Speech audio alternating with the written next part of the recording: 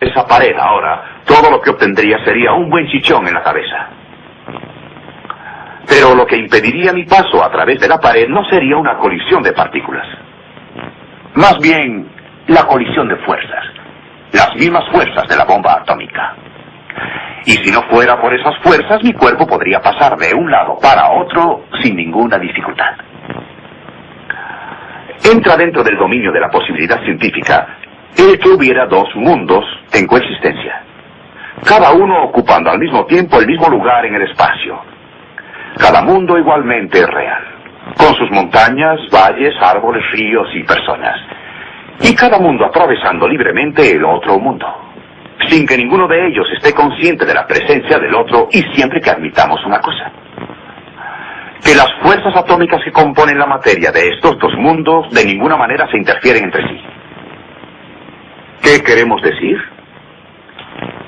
Ahora verán.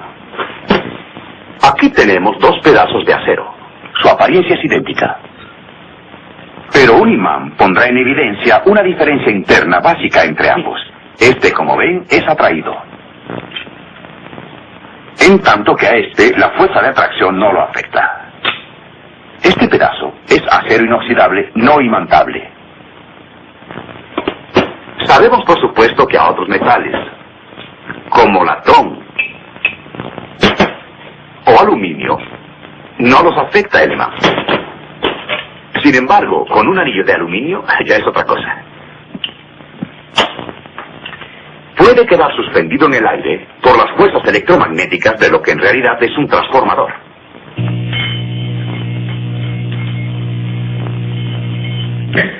El anillo actúa en efecto como una espiral en corto secundaria.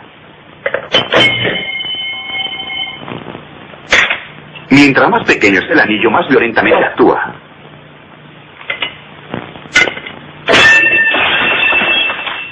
He aquí otro anillo, pero fabricado de un material que no conduce la electricidad.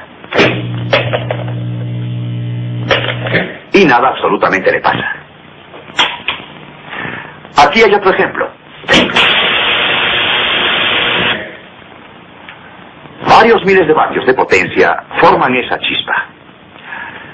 Si reemplazamos este mecanismo por esta espiral de cobre, la misma potencia fluye por la espiral. Es invisible y no afecta a muchas sustancias. Pero ¿cuánto calor genera? A la madera, papel, sustancias que pensamos que son sumamente inflamables, no las afecta en nada. Un pedazo de lana de acero explota en llamas inmediatamente.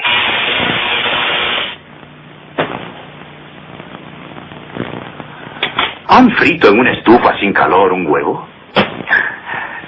No cuesta nada, con un buen equipo. Esta es una placa fría. Y como es fría, se puede hacer de madera si lo desean. Pero hay que ponerle en el interior una espiral de alambre y esta conectarla a una corriente alterna de alto voltaje. Y ya está listo. A fin de singularizarnos más, usaré aceite de motor en lugar de comestible.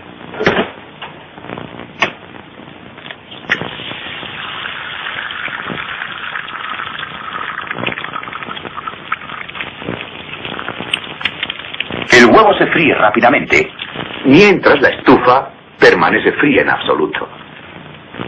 Y por si desean leer mientras guisan, pueden freír su huevo encima del periódico. Con un dispositivo así pueden levantarse en la mañana, sentarse en la estufa, leer con calma el periódico y freír el huevo en su regazo. Este es otro ejemplo de la selectividad que pueden presentar las fuerzas físicas. Todos los ejemplos que hemos visto hasta ahora caen dentro del campo de la física y por tanto su acción se ha visto limitada. Podemos, sin embargo, citar ejemplos que trascienden la física pura y con claridad demuestran la realidad de estos dos mundos. Encontramos ejemplos en la reseña histórica de este libro. En los primeros capítulos del Génesis, Dios y el hombre estaban en perfecta armonía. Eran uno los dos mundos. Luego el pecado se presentó. El hombre dejó de creerle a Dios, desobedeciéndolo. E inmediatamente Dios se separó del hombre.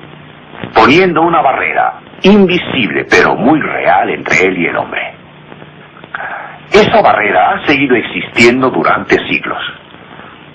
Pero hace 2000 años, según la Biblia, Dios tomó carne y habitó entre nosotros. No eliminó la barrera, sino que Él la atravesó. Como hombre se humanó en carne y sangre, y al hacerlo nos proporcionó el medio de reunirnos con Él atravesando la barrera. Durante 33 años Cristo permaneció en la tierra, muriendo luego cerca de la ciudad de Jerusalén en una cruz. Pero al tercer día resucitó de entre los muertos. Veamos qué sucedió aquella mañana de Pascua. El relato está en el capítulo 20 del Evangelio de San Juan, empezando con el primer versículo. El primer día de la semana, María Magdalena fue de mañana siendo aún oscuro al sepulcro, y vio quitada la piedra del sepulcro. Entonces corrió y fue a Simón Pedro y al otro discípulo, aquel al que amaba Jesús, y les dijo: se han llevado del sepulcro al Señor, y no sabemos dónde lo han puesto. Y salieron Pedro y el otro discípulo y fueron al sepulcro. Corrían los dos juntos, pero el otro discípulo corrió más aprisa que Pedro y llegó primero al sepulcro. Y bajándose a mirar, vio los lienzos puestos allí, pero no entró. Luego llegó Simón Pedro tras él y entró en el sepulcro y vio los lienzos puestos allí, y el sudario que había estado sobre la cabeza de Jesús, no puesto con los lienzos, sino enrollado en un lugar aparte. Entonces entró también el otro discípulo que había venido primero al sepulcro, y vio y creyó. ¿Pero qué creyó? Pues que había resucitado de entre los muertos Cristo. ¿Qué fue lo que le indujo a pensar así? ¿Una tumba vacía? No.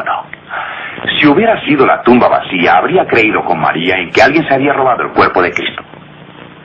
No vio la tumba vacía. Lo que vio fue el milagro de una mortaja intacta. El yerto cuerpo de Cristo fue preparado de acuerdo con la costumbre como una momia. Cristo vivió siempre en la pobreza, pero no fue enterrado como un indigente. José de Arimatea, un hombre rico, según la Biblia, reclamó el cuerpo de Jesús para enterrarlo, envolviéndolo en fina tela de lino. La costumbre oriental hacía que se envolvieran los cadáveres apretadamente en largas telas de lino. Cuando Cristo resucitó, tenía un cuerpo espiritual, no sintonizado con el mundo material, y así abandonó la mortaja, elevándose y dejando la tela hueca, hundida, vacía. Se podrá decir: bueno, está bien, pero ¿por qué estaba la piedra quitada del sepulcro? No fue a fin de que él saliera, más bien para que entraran, vieran y creyeran sus discípulos, volviéndose testigos oculares de un hecho de enorme importancia. Al atardecer del mismo día, los discípulos se reunieron confusos y temerosos a puertas cerradas en una habitación. En eso Cristo se apareció en medio de ellos y dijo: paz a vosotros. ¿De qué manera entró? Cristo entró en la habitación en la misma forma en que abandonó la mortaja y por la misma razón.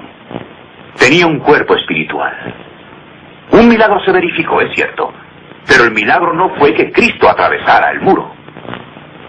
Más bien que sus discípulos con ojos puramente físicos pudieran verlo.